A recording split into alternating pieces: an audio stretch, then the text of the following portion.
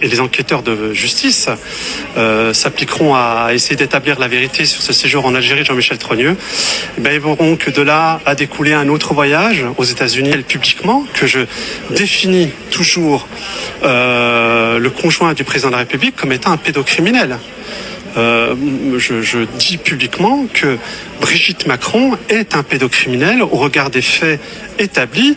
Il y a quand même un livre de référence qui n'est jamais cité, c'est l'Opération Macron d'Éric Stemmelen, qui était quand même le directeur des programmes sur France Télévisions, donc c'est quand même pas un complotiste.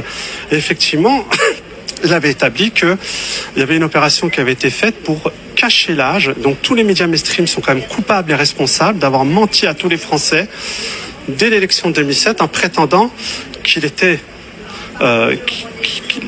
avait 16 ans, alors qu'en réalité il avait 14 ans, et Brigitte Macron 39 ans lors des faits.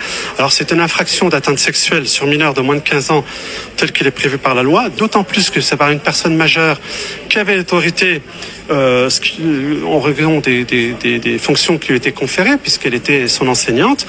Donc c'est le code pénal, l'article 227-26, 10 ans d'emprisonnement et 150 000 euros d'amende.